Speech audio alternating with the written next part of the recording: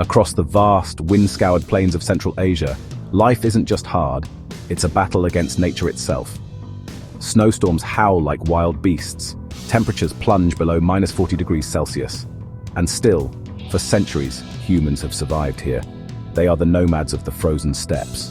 No cities, no concrete, no modern insulation, just ancient wisdom, animal instinct, and a relationship with nature that runs deeper than frost. This is how they live. This is how nomads survive the frozen steppes.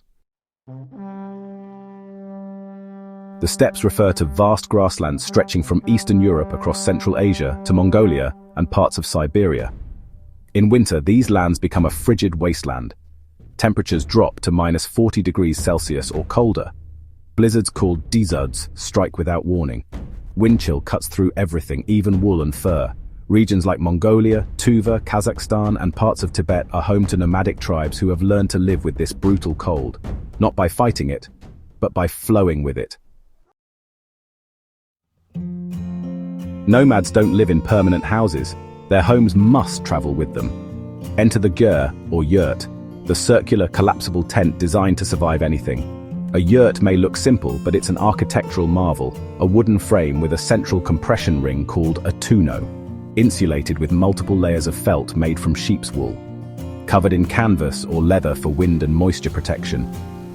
The circular shape distributes heat evenly and resists wind from all directions. Inside, a central wood stove keeps the space warm, even when it's -40 degrees Celsius outside. And when it's time to move, it can be disassembled and packed onto camels or yaks in just a few hours. Animals are not just companions to the nomads, they are life itself. Yaks and camels carry supplies, provide milk, meat, wool, and dung for fuel. Horses are essential for travel and herding, even in deep snow. Sheep and goats offer wool and skins for clothing and insulation. In the dead of winter, livestock are often brought inside enclosures to survive the freezing nights. Nomads rotate grazing lands to prevent overgrazing and give their animals a better chance. They even build snow walls to shelter animals during storms. Without animals, life on the steppes would be impossible. In the frozen steppes, fashion is survival. Nomadic clothing is heavy, layered, and handcrafted. The del, or deal, is a long robe worn by Mongolians, lined with sheepskin or camel wool.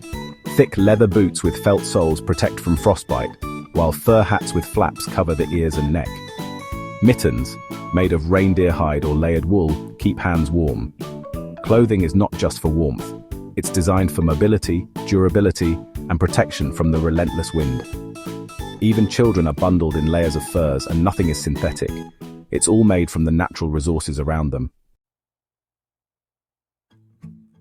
In a land with few trees, how do you stay warm?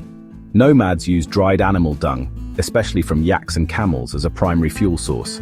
It's clean-burning, smokeless, and, well, abundant. A central stove inside the yurt serves three purposes: heating the space, boiling water, and cooking food, and drying clothes or warming hands. Water often comes from melting snow or breaking through frozen rivers.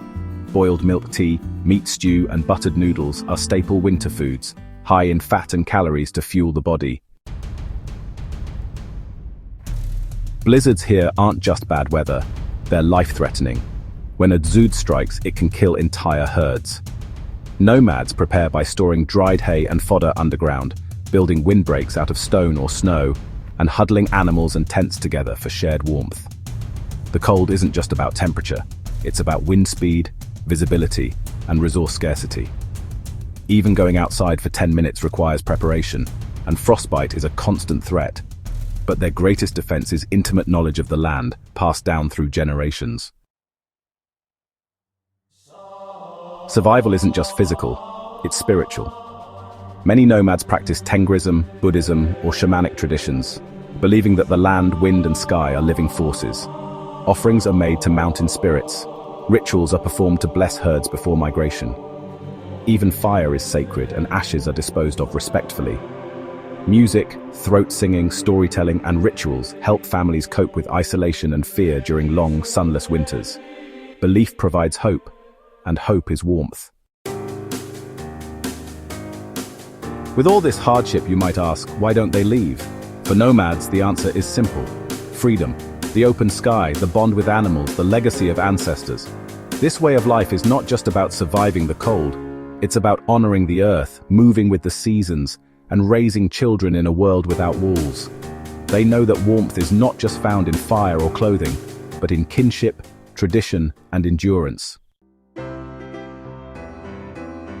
In a world racing toward modernity, the nomads of the frozen steppes remind us of something vital. You don't need skyscrapers to build strength. You don't need heaters to feel warmth. Sometimes, the harshest places grow the hardest people, and the coldest winds shape the warmest hearts. Would you survive the frozen steppes?